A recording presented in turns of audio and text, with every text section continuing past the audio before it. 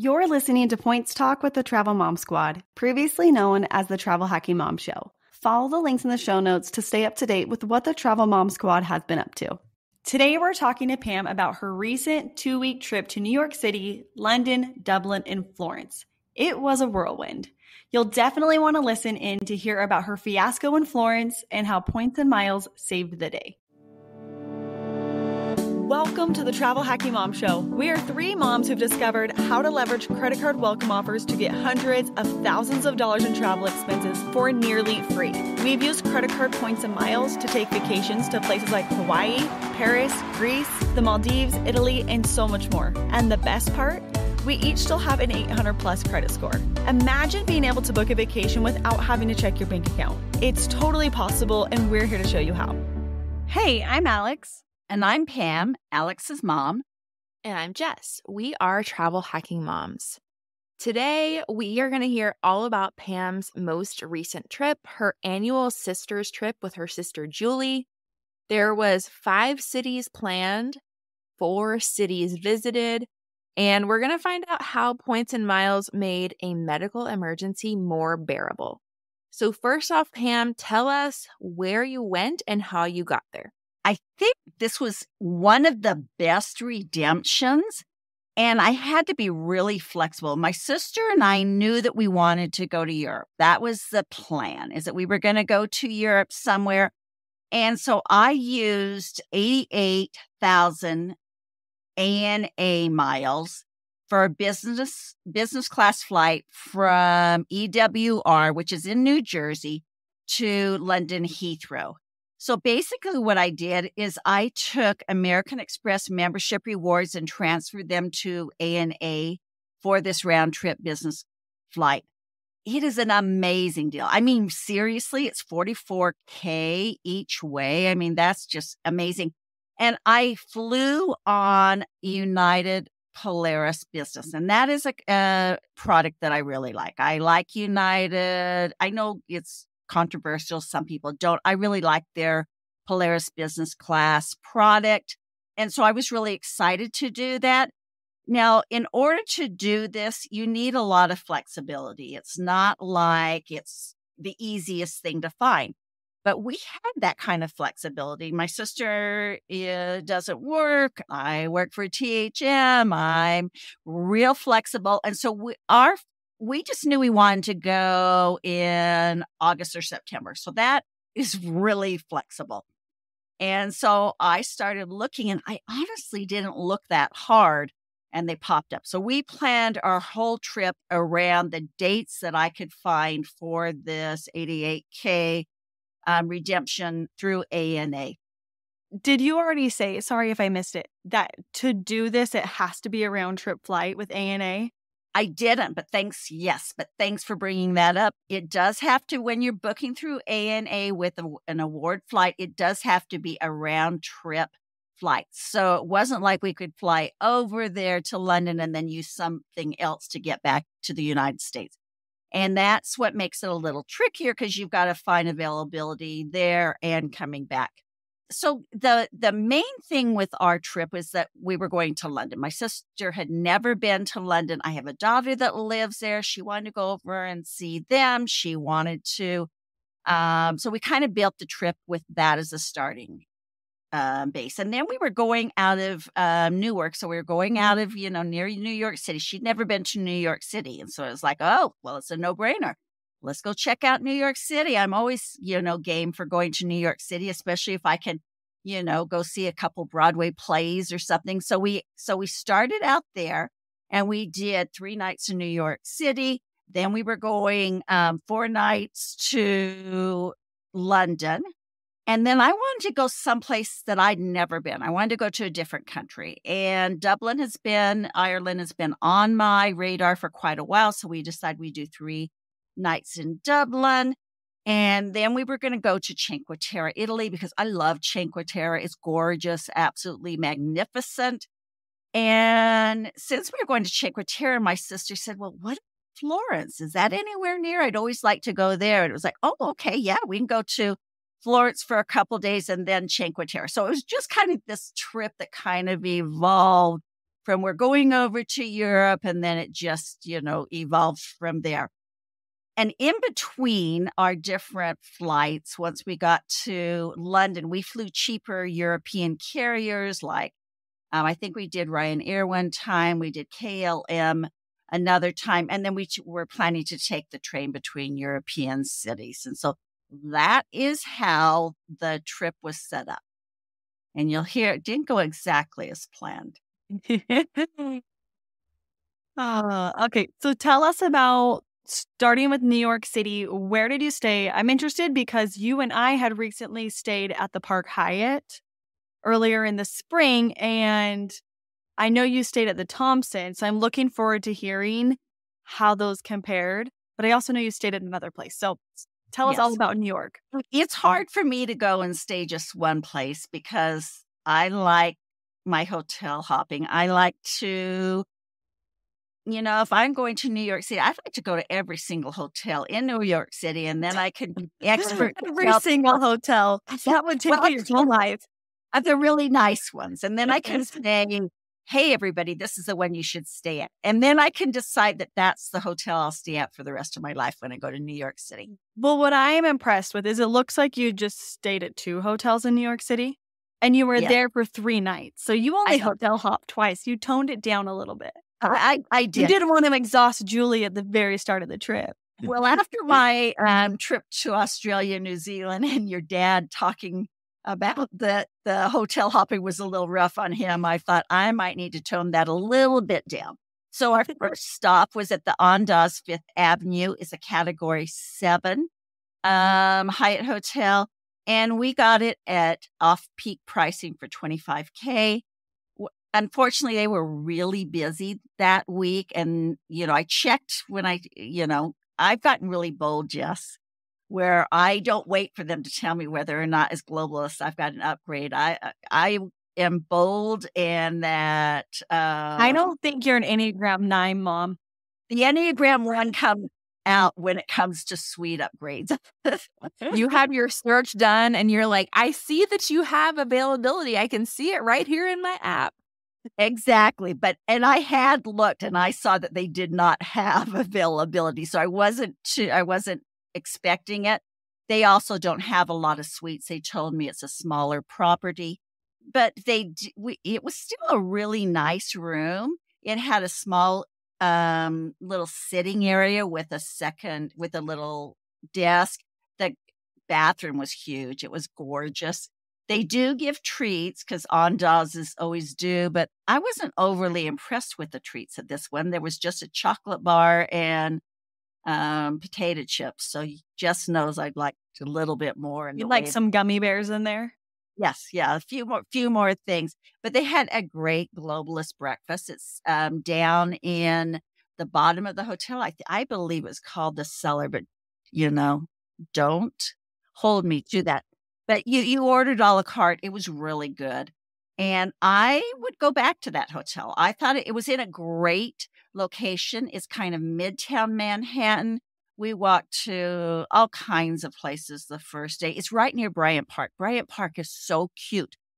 And we spent quite a bit of the first day. They had some opera singers in there. Everybody was on blankets in the park having picnics. They have a little reading place for kids. It was just really, really cute. So we did a lot of sightseeing around that area, and I really enjoyed the area. Now, the next day, we did go over to the Thompson Central Park. That is right across the street from the Park Hyatt, and we did get our suite upgrade there. And they told me right at the beginning, and I had checked. I knew they had some available, but I didn't even have to say anything. She told me right from the start that they had a suite upgrade for us. We got in there. They had champagne and appetizers. And I need to tell them that I don't drink so they can give me some Diet Coke and appetizers or something. I need to, be proactive in this. Well, Pam texted us a picture of her champagne, and I'm actually staying at the Thompson in December. And I said, go give it to them and tell them to hold it for me for when I get there in December. Exactly. Now, the Thompson Central Park is a Category 6. And so it was a lesser category than the Andaz Fifth Avenue. We booked it for $21K off peak, and I actually liked it better than the Andaz. It was a really cool vibe. Both of them were really nice, but if I was to go back, I'd go back to the Thompson Central Park. We did room service both days. I actually have always thought that I liked to go down and eat breakfast, whenever I go somewhere. And now I'm kind of turning into you, Jess, where I kind of like the room service because you can continue to get ready. If you're doing some work, you can do that. You can just kind of multitask a little. And so I'm getting so that I'm a little bit more enjoying that. And they had the best French toast with caramel sauce there. I got that both days. Breakfast in New York City is really expensive. We're talking like close to, $40, $50. And to have that complete, not to have to pay that at either of the places was really, really nice. And so we would eat our breakfast kind of later in the morning and then have kind of a late lunch. And that's pretty much what we did. We didn't spend very much money on our food. Both hotels are centrally located. I'd say Thompson Central Park is more upper Manhattan, right by Central Park. That was really fun to walk into and be able to go there. You can listen to episode 33 of our podcasts where we talk all about activities to do in New York City on points. And so we did a lot of the same activities I've done, other than because it was my sister's first time, we did take the ferry out to the Statue of Liberty and went to Ellis Island. We did hit up 2 Broadway shows, which I love. And so we went to A Beautiful Noise, which was all about the life of Neil Diamond. And that was super good. And then we went back to Wicked. I've seen Wicked a number of times, but it had been a while. And, that was really fun too. So I need to know, how does the Thompson compare to the Park Hyatt New York? Because they're really close to each other, and the Thompson is significantly less points. So I got to know what I need to do in the future. Okay, so nothing's going to beat the Park Hyatt. I mean, I loved the Thompson Central Park. And if I was going there again for maybe 3 days, it's hard to justify spending that much in points for the whole trip. But I would want to go to the Park Hyatt 1 or 2 nights and then maybe a couple nights over at the Thompson Central Park. I think that's how I do it, just to save some points, because I could do 2 nights at the Thompson Central Park for 1 night at the Park Hyatt. But yeah, the Park Hyatt is just all the luxury. Yeah, that's what my mom and I are doing. So we're doing 2 nights at the Thompson, and then we're ending at the Park Hyatt. Because I'm like, I can't start at the Park Hyatt and end at the Thompson. So we're going to do 2 nights at the Thompson and 2 nights at the Park Hyatt. Yeah, that's perfect. So when we got through with New York City, we had to get over to Newark. And so we took an Uber over there. We stayed a night using points at a hotel there. And then we headed into London on our fabulous Polaris business class airplane. It was really good. It was my sister. I didn't even eat the breakfast. And the breakfast she said, was phenomenal. It was some sort of a bread pudding. I was so tired because I kind of made a little faux pas on this. I thought, we're in Newark and I can go to the United Polaris Lounge. I love United Polaris lounges. So we were getting up at 3 for a 6 o'clock flight. Our 6 o'clock flight was a connecting flight, though, to Dulles. And I didn't get it in my head that wasn't going to be in the international terminal. That was going to be in a different terminal. So we get over to where the United Polaris lounges, and I realized, oh my goodness, we're in the wrong terminal to flying out for Dulles. So we had to go to the different terminal, and I didn't get to go to that lounge that I love so much. We did go into another regular United Club terminal, and that was fine though. But I was so tired from getting up at 3:00 that I didn't even have breakfast. And I think I slept for like 4 or 5 hours. She took a picture of me. I look like I'm dead. I'm like, this is the reason Pam does business class, because I can sleep like a baby on business class. So I don't remember much about food, but I sure slept well.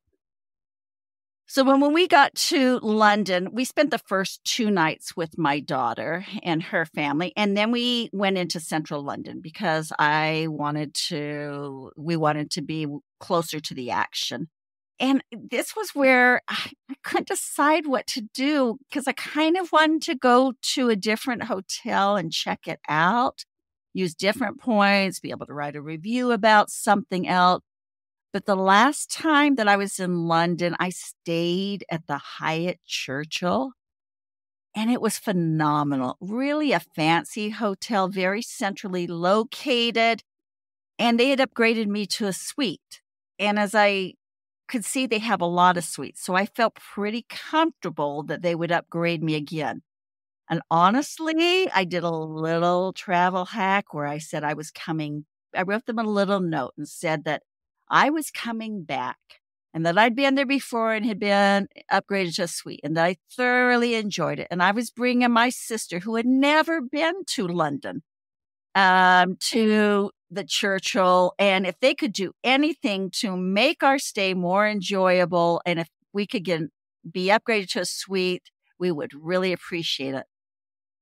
Pam, I am so proud of you.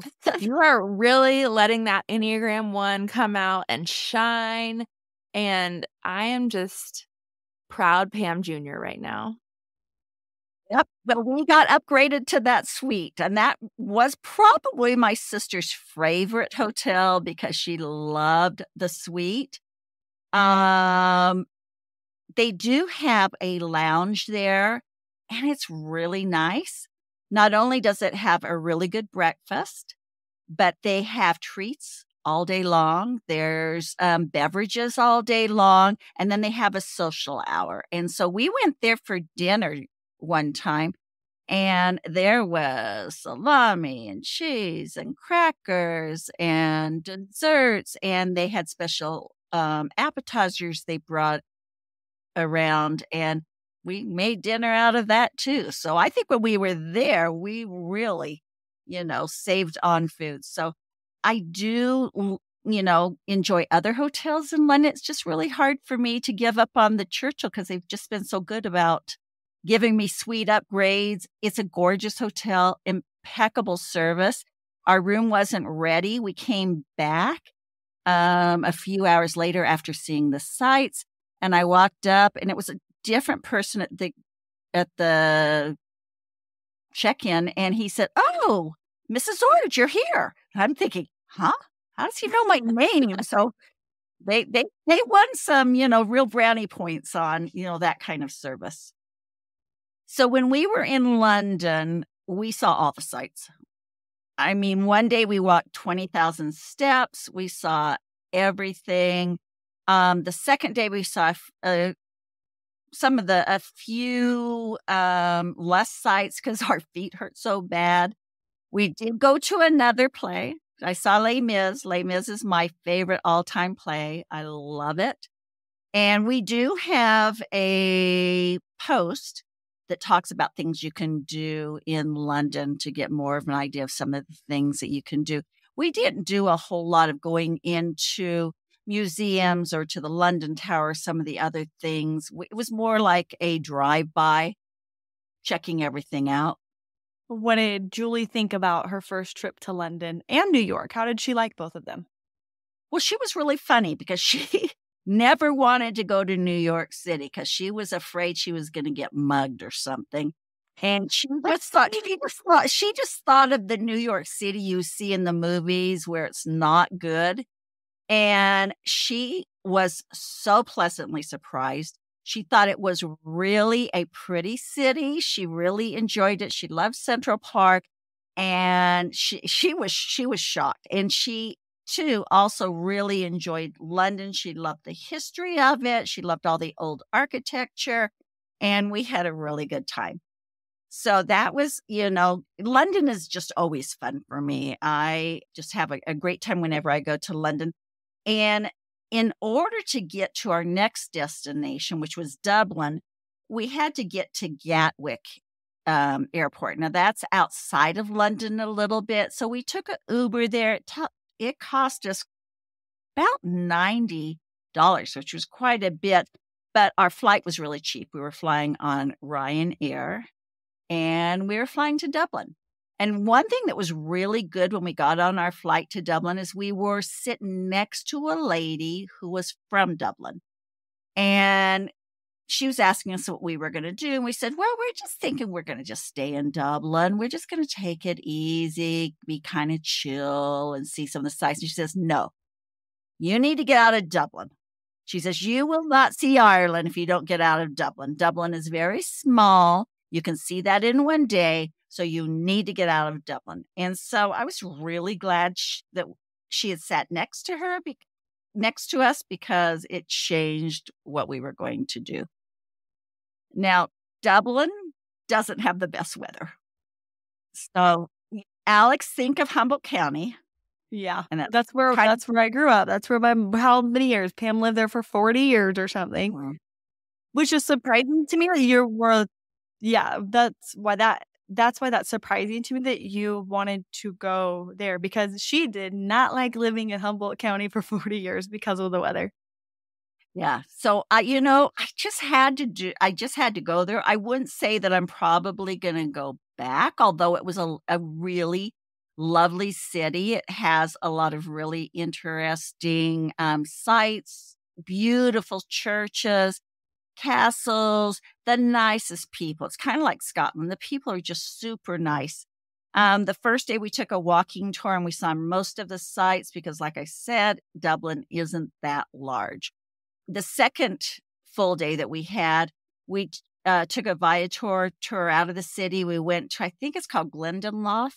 I'm probably butchering the name. And we went to a city called Kilkenny that had a really pretty castle. And this is where we saw the gorgeous scenery that you see of Ireland, the green and the sheep and, lakes. And it was stunning. It really was stunning. And it would have been a real shame if we hadn't done that and if we'd stuck just to Dublin. So where did you stay in Dublin? We stayed, and this is a great deal. We stayed at the Hyatt Centric, a great location. We could walk to everywhere. And it is a Category 4 hotel. And so we were able to use free night certificates. I love it when I can use free night certificates, not even use points. And so we used the free night certificates from my husband's personal card and from mine. And then we had the Hyatt Brand Explorer free night certificate from that. And so that was nice. So no hotel hopping, 3 straight nights at one hotel. Yeah. Well, it was kind of crazy because when I was trying to book it, it was like I couldn't find anything. And we're like, what is going on? This is Dublin. Why is everybody going to Dublin this week? We were trying to figure this out. And I had to actually do an open hotel alert to get my last night at the Hyatt Centric. We got in our cab from the Dublin airport, and the guy goes, yeah, this has been insane here in Dublin. They had the Navy Notre Dame, whatever. It's Notre Dame, the football team. Yes. Yeah, I forgot that they had that. In Dublin.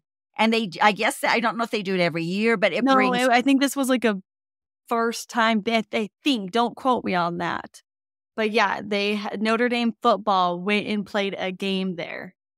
Yeah, it was the night before we got there. And there were so many Americans in the city. And it was like, okay, now I get it. Now I know I could not book anything.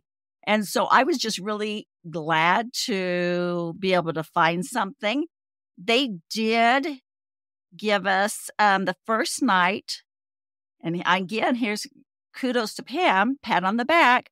The first night they could not give us a suite, but for the second and third night we were able to get suites because I did tell them I'm perfectly fine with moving. If you can get me a suite, I'd be happy to move. And that's an important thing to tell people because sometimes they think that no, nobody wants to move in the middle of their stay, but I'm perfectly fine for a suite. It wasn't over the top type of a suite, but it was fine. The breakfast that we got was in their restaurant, and we could order off the menu, and so that was nice too. But all in all, Dublin was great. It was nice, and I can check another country off. I think I'm at 4. I think that made 46 countries that I visited. So nice, that was nice.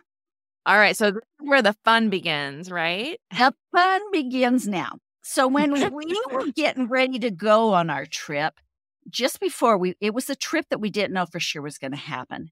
My sister's mother-in-law was hospitalized just before we left. And she's 96. She was really old, and she had dementia, and she wasn't doing real well, but then it looked like she had made a turn for the better, and it looked like she was doing fine. So we went on our trip. And then just before we were going to Florence, she started not doing very well. And so we didn't know if we were going to be able to complete our trip. We headed to Florence, and that's where we had what I call the fiasco in Florence. What happened with that is when we checked our bags on KLM in Dublin to go to Florence. Now, I've never flown to Florence in the past. I've always taken a train when I've gone to Florence. So I've flown into Pisa and taken a train there, or a train from another Italian city. This is the first time I was flying into Florence Airport. So we take carry-on. I always take carry-on. Since I lost my luggage in Greece, I've become a carry-on person. But when we went to check it, they still wanted to weigh our carry-on. Well, it's a lot different in Europe for carry-on than it is in the United States. We pretty much get away with whatever we can pack in a carry-on we can take. They don't really look at the weights. They don't weigh them. But in Europe, they do, and they told us that we were each a pound over and that we were going to have to check our suitcases. Now, I should have just opened them up and taken a pound out and put in our backpacks is what we should have done. But we thought, there's people behind you. And we thought, no, we're going to do it. We're going to be fine. And then it's a direct flight, right? So you're like, no, it wasn't. Go wrong.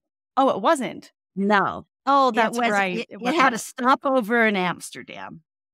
So, and then it was really crazy when you get off in Amsterdam. We had to go through customs. It was a long ways away from our gate. We were worried that our luggage was not even going to make it because of the connection. We were really nervous about that. We were running to our airport.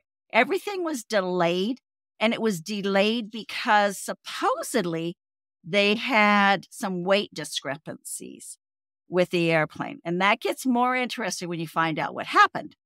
Because they finally decided that, yes, we could go. We got on our plane and we got there and we get off and we're standing around waiting for our luggage to come. And it's an hour. And I mean, that's a long time. This is a small airport. So it's a long time. And we're thinking, what's going on? We're seeing other flights come in. Nobody says anything. And all of a sudden, there's an announcement that says baggage has been delayed. And we're like, okay, well, we're trying to figure out why all these other luggages have come through. And we luggage from other flights or from your flight? Yes, from other flights. Yes. Because in your flight, no luggage came. No, we're all standing there. Everybody on our flight. So it's not just you and Julie who are looking for your luggage. It's your whole flight. It's our whole flight. Yes. Okay. So we're sitting there for another hour, and nobody has said anything about our delayed luggage, and all of a sudden the word is passing among the passengers that none of our luggage was loaded on the plane. Not one piece of luggage was on that plane. Yeah, I can see why you had some weight discrepancies. So, you're like, oh my goodness. And you're only in Florence for a couple of days. Most people that go to Florence aren't there for a week to get their luggage and have it sent to them. And so it was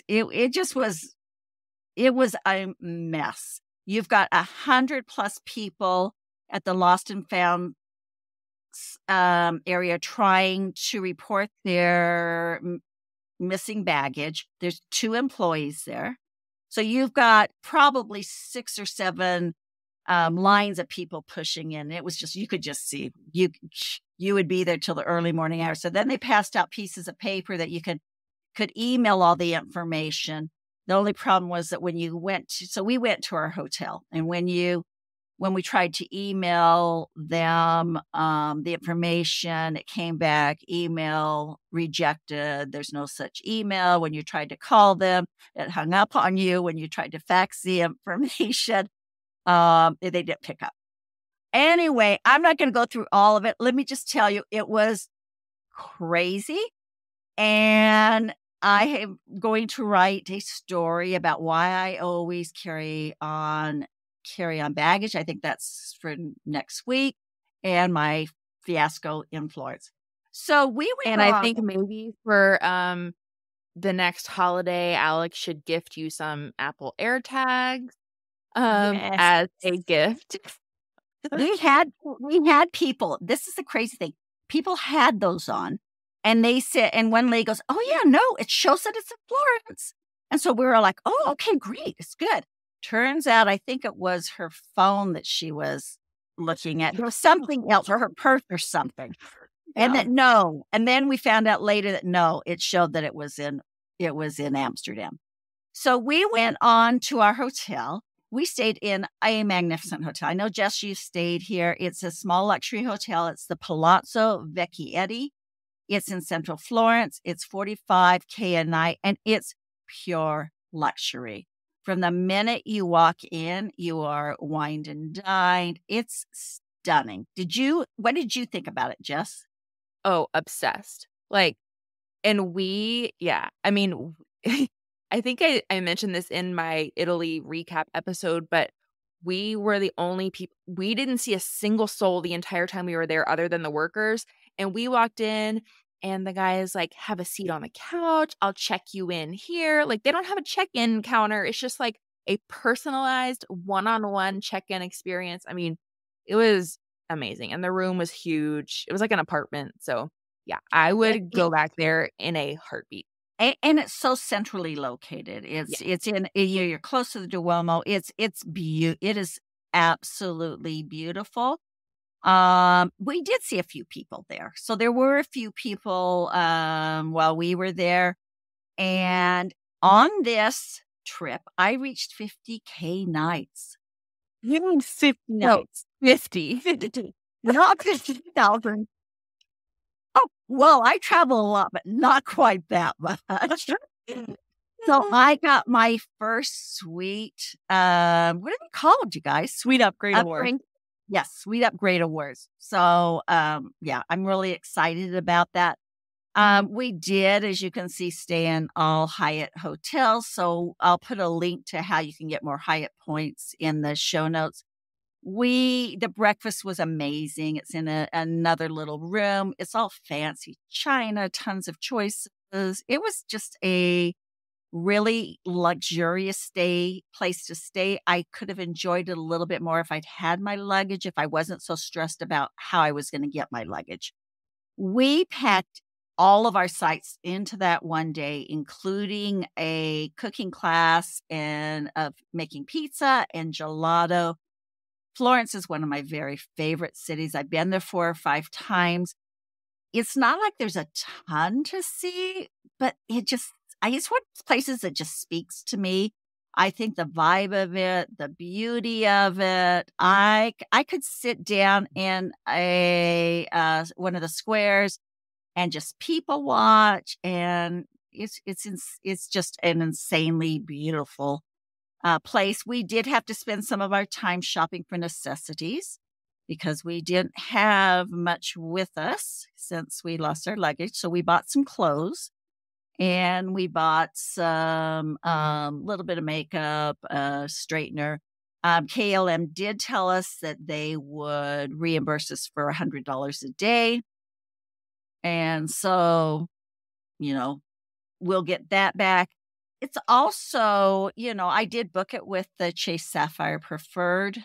And so I could, go that route if KLM doesn't come through. And so that does take a little bit of the sting out of some of those things, but it's just a bummer when you have to go shopping instead of just see the sights. So I just want you guys to know, all of our listeners, that even travel hacking moms, at least this one, makes a few mistakes. So there was a restaurant I really wanted to go to. They have this huge cheese wheel that they heat up, so you get all this, gooey cheese, and then they throw some pasta in there. So excited to go there. So we went there, we got in line for it, and I decided, well, I'm just going to look real quick at our reservations. I'd made it for the day before. And it's impossible to get into without making the reservations. I mean, the line is so long. It's really popular. So I was really bummed about that. And then, at least it wasn't your hotel this time. Exactly. Yes. Could have been worse. It could have been worse. Then we had a tour of the Duomo, all prepared to go. And I thought, well, I may have to cancel that because we may be looking for luggage. So I got on there and I go, oh, that's for 2 days late from when we leave. So Pam was on a roll, and Florence was a fiasco. Let me just say, Florence was bound to be a fiasco even without the luggage. Pam, I sent you my itinerary template to help avoid. Yeah, I was major bummed. So during this time, we found out that my sister's mother-in-law was just not doing good. And so we decided that she needed to go back to the United States. I didn't really want to go on to Cinque Terre by myself. I'm fine with traveling on the trains, but I prefer to do it with someone. It's a little bit crazy if you're by yourself. And so I decided that I was going to return to London and spend a couple more nights with my daughter.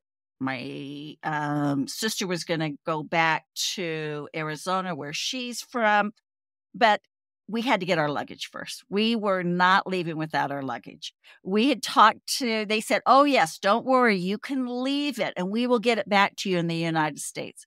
Well, with all of the non-information we were getting, we did not feel comfortable with that. We thought we'd never see our luggage, we'd never see our clothes again and all of our belongings. And so we decided we had to do that first.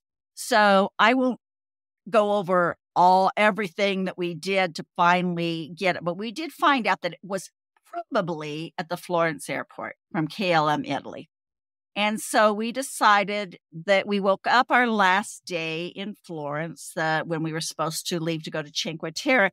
We woke up not having any idea where we would be laying our heads to sleep that night, or where we were flying to, or how we were getting to anywhere. I had a pretty good idea from doing some research that we were probably going to head to Milan because we knew that we could get flights out of there easily.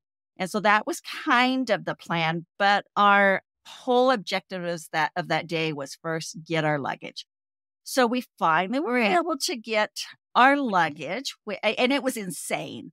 They were never going to process this. When we got in there, they only took like 5 people in time, and we met other people that were on our flight that had the same situation with us, no information, not being able to give reports. They finally took us into a room or two that probably had 200 to 300 pieces of luggage in it.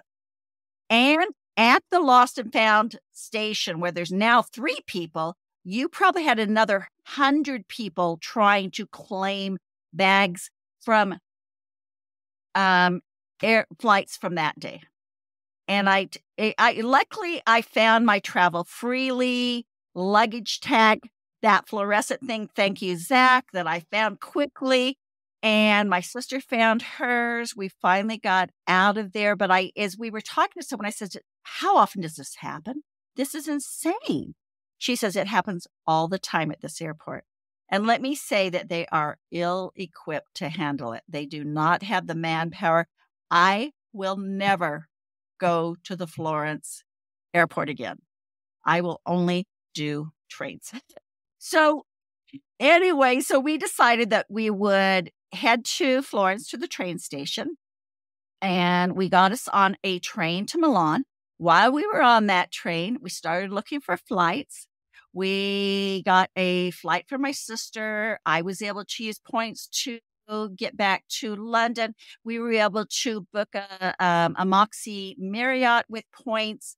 And all I can say is that points and miles are great for luxury stays, but they could really save the day when you get into a mess like we got into, because we were able to not worry about money and cash, and we were able to make things happen because we had points and miles. So it was huge for us. And I'd say that some of the things that I learned on this trip were to know your packing weights. Know that if you're packing economy, you're packing carry-on in Europe, it's going to be different than in the United States. I was so glad I had a stockpile of points. So glad that I had points that I knew that I could fly anywhere in the world after the situation that I had. I knew that I would have a place to lay my head at night that I didn't have to pay an arm and a leg for. The other thing I learned is to always double check my itineraries that I make, Jess, and make sure that I book things for the right day. And then the importance of insurance, just becomes, really, really became something that, I always knew it was important, but this time it was like, I knew that even if my things that I had to pay for weren't covered by KLM, that they would be covered by my Chase Sapphire Preferred. And so we'll put a link to credit cards with travel protection in the show notes. So it was a crazy whirlwind of a trip.